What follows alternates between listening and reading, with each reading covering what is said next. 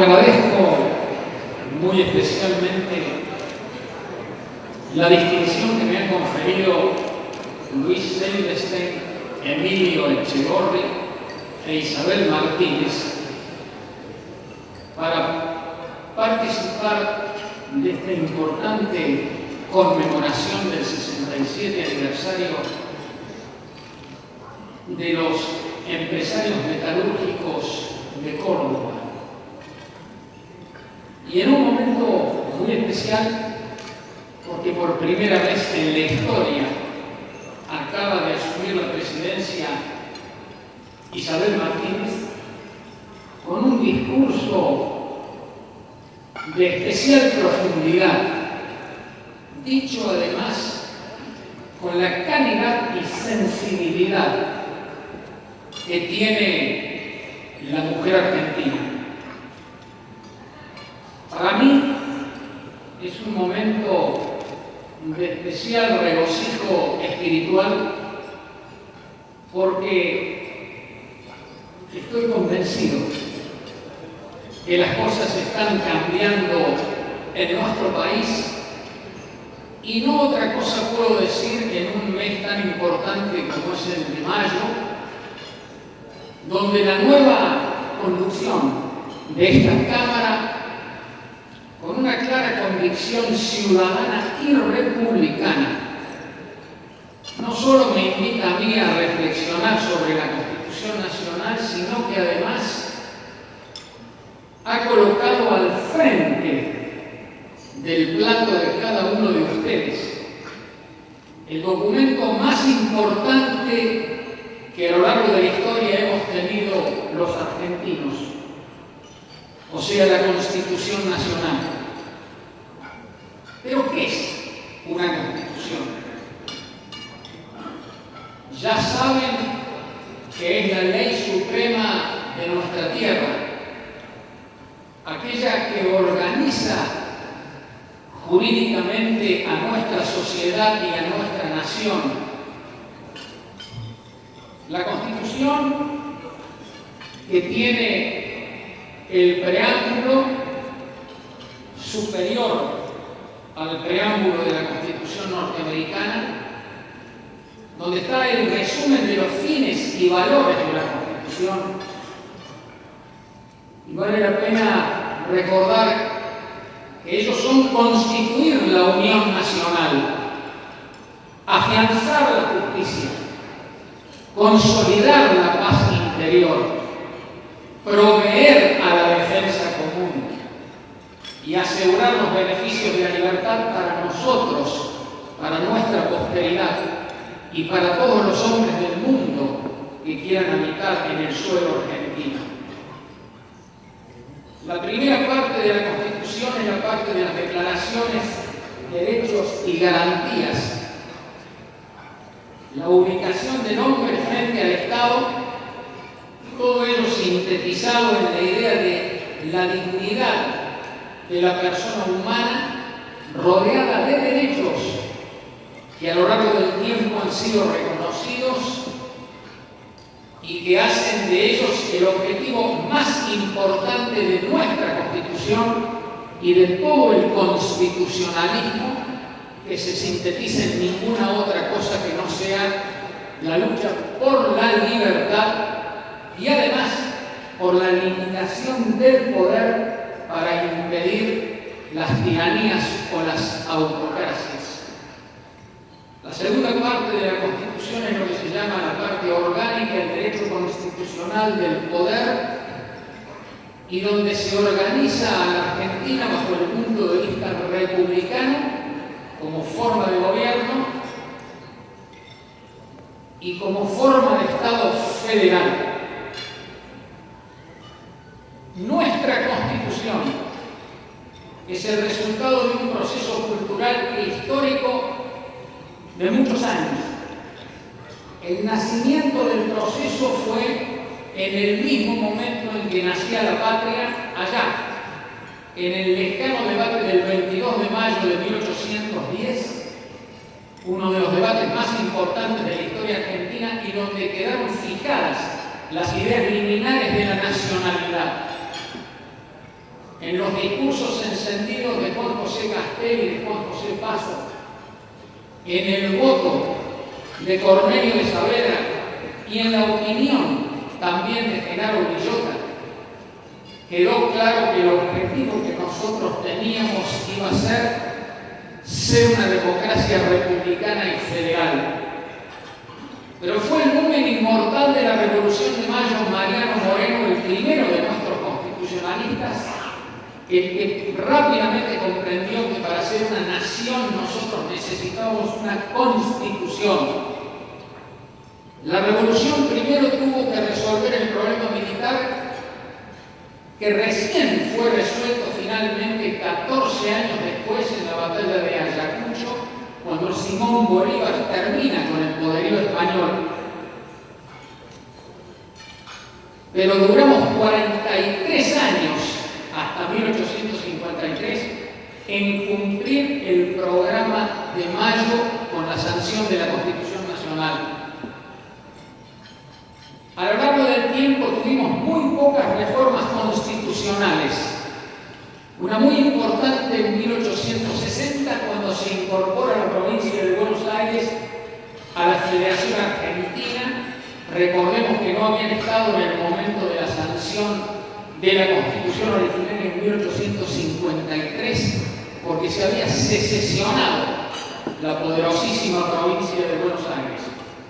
Fue justo José de Urquiza el que luego de la victoria que obtuvo en Cepeda nos lleva al pacto de San José de Flores, y de ahí a la importante reforma de 1860, donde no me puedo detener en la misma, pero que sirvió para profundizar el federalismo de los argentinos. Luego ocurrirían reformas muy pequeñas en 1866 y en 1898. Ya en el siglo XX, en el momento de máxima violencia y choque entre los argentinos, se produce la sanción de la Constitución de 1949, se retira de la Convención el principal bloque opositor, en este caso el radicalismo, después de haber hecho la impugnación de inconstitucionalidad de esa reforma constitucional. Las mismas objeciones pueden hacerse a la reforma constitucional de 1957, pero por si faltara algo en nuestros desvaríos institucionales, hasta tuvimos el ejercicio autocrático del poder constituyente con la llamada enmienda Lanuse en 1972.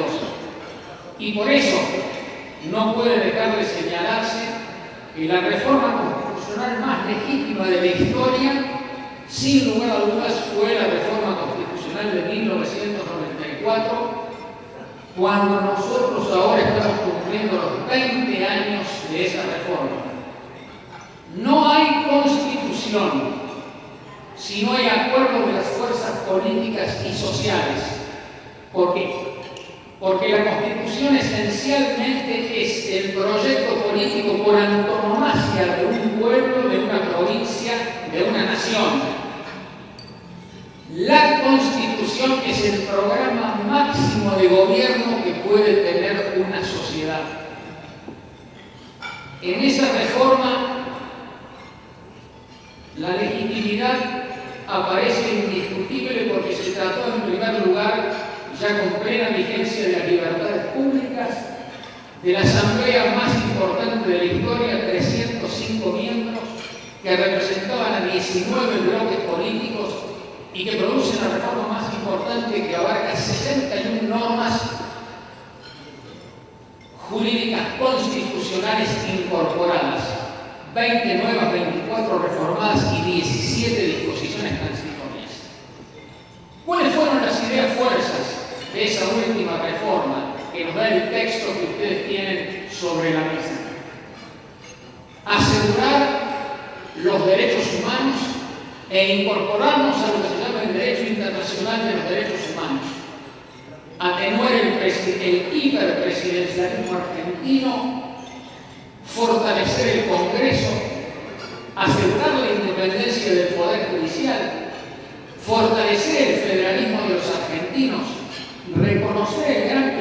ejercicio de la autonomía municipal, otorgarle un nuevo estatus a la ciudad autónoma de Buenos Aires y finalmente he señalado como otra idea fuerza la de asegurar la integración no solo nacional, sino también supranacional. Esa es la fortaleza más importante que nosotros hemos tenido a lo largo de todos estos años, porque tal vez fue el único momento en que hubo ejercicio de política arquitectónica. En verdad, la política tiene una clasificación en dos formas de política. La política agonal de luchar, conseguir el poder, mantenerlo. En eso los argentinos somos campeones y ya vamos a ver que hemos hecho cualquier cosa para mantener el poder o para lograrlo. Desafortunadamente, como lo dije en el propio seno de la Convención Constituyente, a nosotros nos faltó lo otro, el ejercicio de política arquitectónica, la búsqueda de políticas de Estado, la que se basa en tender los grandes puentes para resolver los problemas estructurales de una sociedad. ¿Y esto por qué ocurrió? Y yo acá cité a Joaquín B. González cuando al hacer el juicio del siglo en 1910 él decía que en el momento que nada podía detener a la Argentina y que era uno de los países más importantes del mundo, Joaquín B. González dijo: sin embargo, la ley de la discordia interna que otros popularizaron como la ley del odio fue la que protagonizó el curso de la vida política de los argentinos. Yo me pregunto qué hubiera tenido que decir Joaquín B. González si hubiera vivido lo que ocurrió en los años posteriores. Y por eso tiene tanto valor el lograr acuerdos, la máxima cantidad de acuerdos sobre aspectos fundamentales para una sociedad y para un país. ¿Cuáles han sido nuestras debilidades en materia constitucional?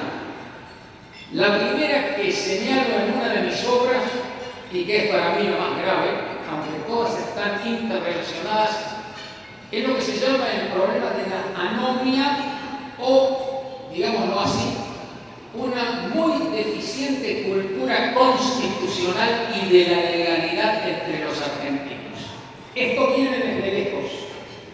Ya Juan Agustín García, a comienzos del siglo XX, dijo que uno de los rasgos característicos del argentino era el desprecio por la ley.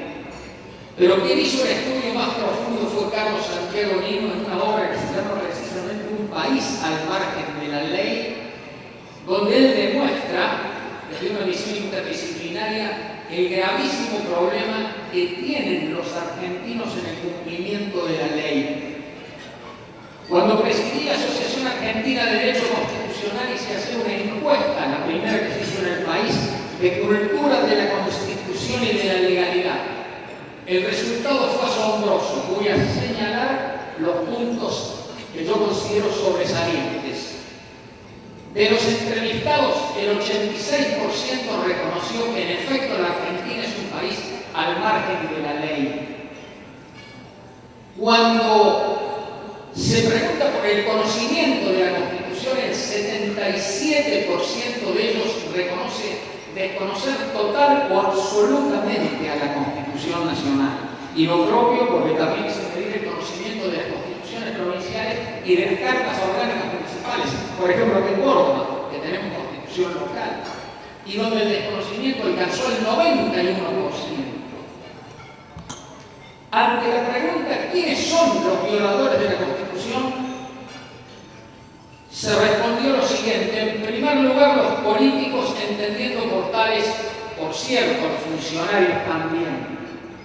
En segundo lugar, los policías. En tercer lugar, los jueces, como violadores de la Constitución. En cuarto lugar, los abogados. Y en quinto lugar, el resto de la sociedad.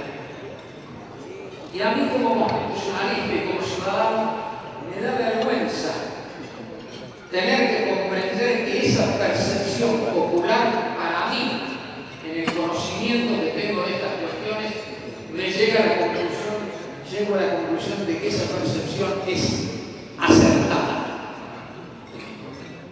¿Cuál es, además de este problema, para cuya resolución no hay ningún otro camino que volver a tener un nuevo pico que fue el que hizo enorme a la Argentina?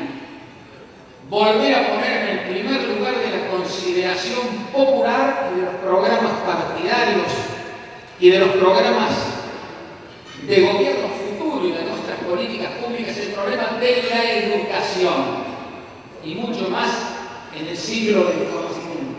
Pero dentro de la educación cívica y democrática que nosotros perdimos, porque la primera obligación de la democracia es la educación para la misma, como bien se ha dicho.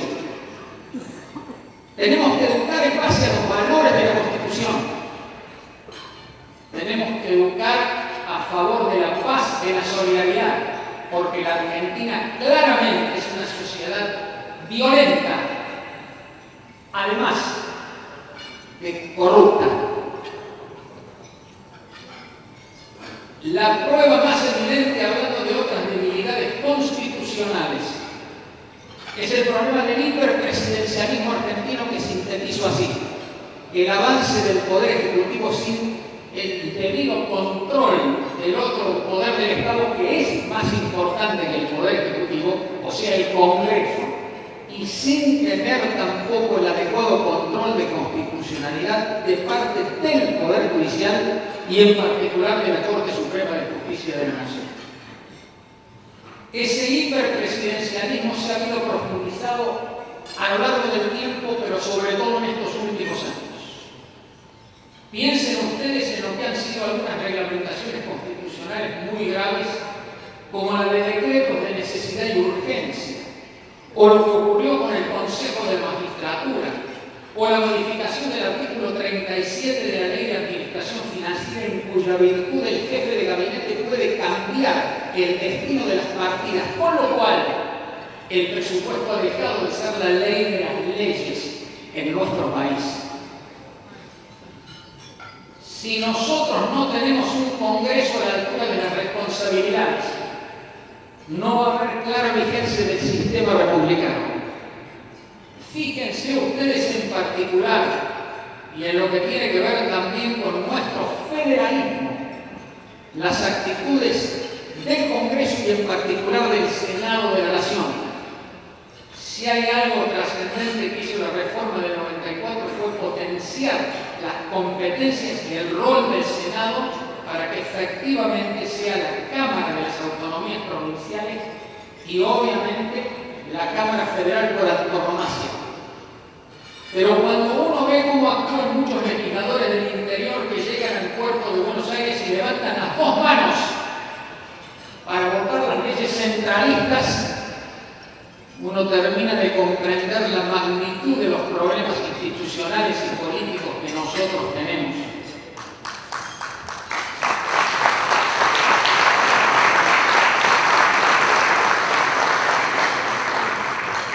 Nuestra democracia es una democracia de baja calidad institucional porque tiene dos caracteres. Es una democracia delegativa, donde equivocadamente mucha gente cree que la responsabilidad que tiene dentro de la democracia es poner un voto en una urna cada 2 o cada 4 años. Y naturalmente cree que delega ante los gobernantes que por supuesto creen que tienen un cheque en blanco para hacer lo que quieran. Y por eso es que en la Argentina se gobierna por decreto y por muy pocas personas.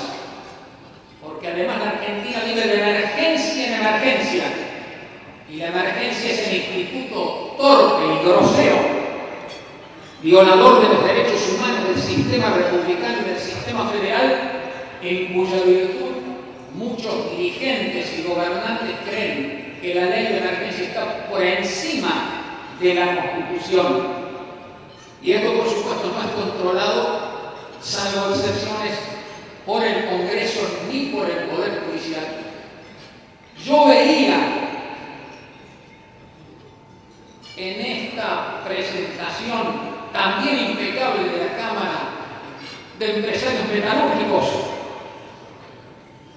cuando se decía que ustedes son sobrevivientes, y yo francamente creo que no han exagerado en el calificativo. Las hiperinflaciones, las emergencias, la corrupción desaforada, la violación a los derechos de asociación, de empresa, la violación del derecho de propiedad, el cepo a las importaciones, las limitaciones a las exportaciones, el manejo de la economía por una o dos personas, y después nos asombramos de lo que es la decadencia argentina. Todo esto son claras y violaciones que son sistemáticas de la Constitución. ¿Qué vamos a hablar del federalismo? Si nosotros no teníamos ningún otro destino que ser federales, porque esa era la única forma de Estado que podía permitirnos solucionar los conflictos de provincias y regiones, y además somos el 8º país más extenso de la Tierra. Pero hemos terminado en esto. En la Argentina, esa mujer de bellas formas esbeltas y clásicas con que se dibuja la República, como decía Félix Luna. Y la respuesta es muy clara. La representación de la Argentina es un enano macrocefálico con una cabeza gigantesca y enferma, que es el área metropolitana de Buenos Aires, donde menos del 1% del territorio nacional se asienta el 35% de la población, y donde en un radio no mayor de 500 kilómetros a partir del puerto está asentado el 80% de la producción argentina. ¿Y qué vamos a hablar en la materia tributaria y fiscal cuando hace 16 años que debió estar sancionada la ley convenio de coparticipación impositiva? Pero las violaciones son mucho más graves porque ocurren cada año, y mucha gente no lo sabe. Establecimos en la Constitución que al sancionar el presupuesto cada año el Congreso tiene que seguir los mismos principios que informan la sanción de la ley convenio de coparticipación impositiva. Es decir, tener criterios federales, pensar el país en grande. ¿Saben cuál es la respuesta? El 85% de los subsidios, que son una fortuna descomunal, como lo ha demostrado Juan Yach, están destinados al área metropolitana de Buenos Aires. ¿Y cómo se hace el gasto público federal en la Argentina?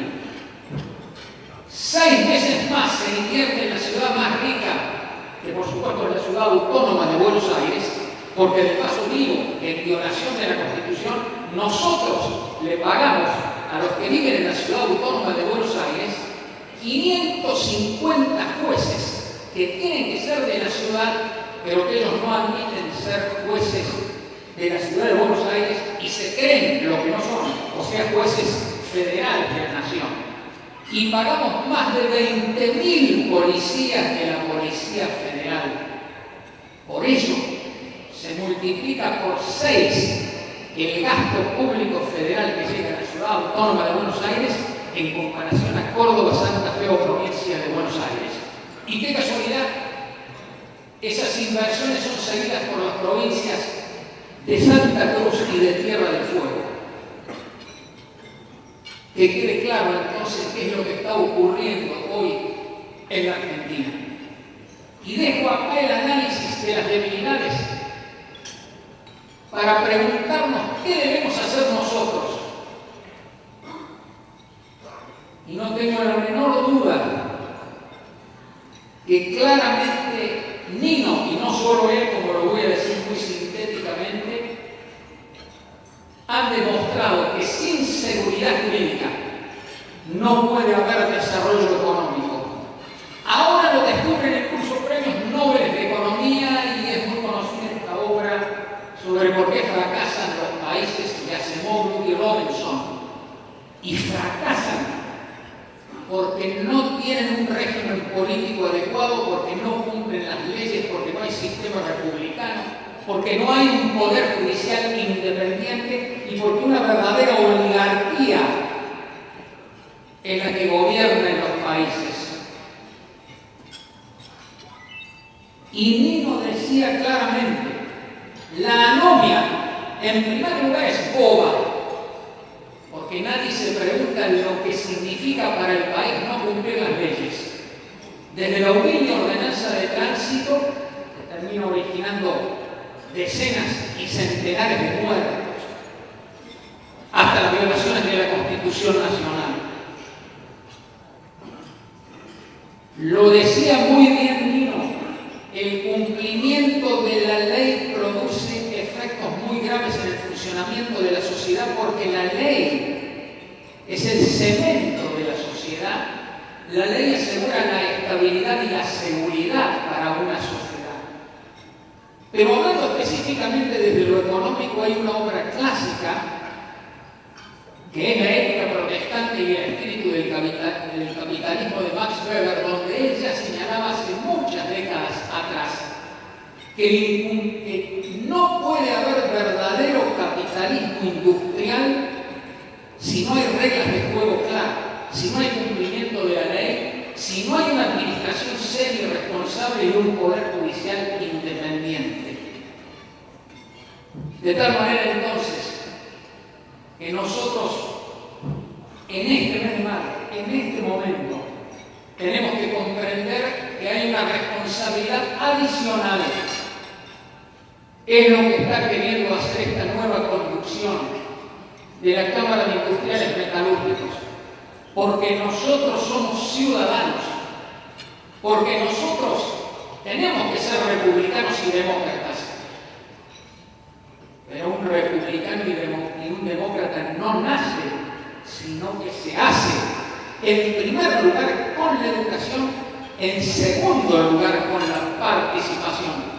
Y ahí aparece la extraordinaria importancia que tiene el municipio como escuela social de la democracia, como el primer teatro en que los hombres ejercitan sus derechos. Ahí deben comenzar a hacerse las carreras políticas. Rendís cuentas de capacidad y sobre todo de que tenés las manos limpias. Pasás al nivel provincial, de ahí al orden federal. ¿Acaso alguien va a creer que nosotros tenemos partidos políticos que están funcionando bien? ¿Acaso nosotros podemos decir que tenemos una muy adecuada formación y capacitación política de nuestra dirigencia? ¿Acaso, porque lo pensaron Max Weber y Ortega y Gasset, se podría decir, porque Ortega define en su ensayo sobre Mirabeau, el más grande orador de la Revolución Francesa, define lo que es un político en serio? Claro, es aquel que tiene una extraordinaria capacidad de pensamiento unida a una extraordinaria capacidad para la acción. Nosotros tenemos dirigencia que pueda responder exactamente a estos requisitos esenciales para gobernar en sociedades complejas como las nuestras. Mis queridos amigos y amigas, no hay ningún otro camino que emprender el camino del cambio y de la reconstrucción institucional de la Argentina. La responsabilidad es de los ciudadanos y de todos los sectores. Me voy de este lugar con la convicción de que el cambio es posible, de que la Argentina seguramente va a recuperar muchos de los espacios que perdió, porque evidentemente modificó el rumbo de la democracia republicana y federal de los hombres de mayo. Pero en este mes tan importante para nuestra historia y para nuestro futuro, nosotros tenemos que comprometernos a luchar por la Constitución Nacional, por la Constitución Provincial, por la Carta Orgánica Municipal, y tenemos que ejercitar nuestras responsabilidades para que la Argentina cambie. Y especialmente Córdoba tiene que estar a la altura de su rol histórico. Nosotros hemos tenido la universidad más antigua de la Argentina y nosotros fuimos los que defendimos un federalismo como forma de Estado para tratar de equilibrar el extraordinario poder que tiene el área metropolitana de Buenos Aires. Llevar adelante el rol de la provincia, pensar en el valor de la región centro, pensar en grande para cumplir el tratado que tiene el Mercosur con Chile para abrir 13 pasos cordilleranos, pensar en los corredores bioceánicos, pensar en llegar a los puertos de agua profunda de Chile para de ahí buscar el Pacífico, donde está el 45% del comercio mundial. Tenemos que pensar en grande, porque lo que distingue a un político ordinario de un político en serio es que el político ordinario piensa en las próximas elecciones, mientras que un gobernante en serio piensa en las próximas generaciones. Nosotros tenemos que pensar en grande. Tenemos que pararnos en el ejercicio de nuestras responsabilidades, porque la Argentina seguramente va a cambiar.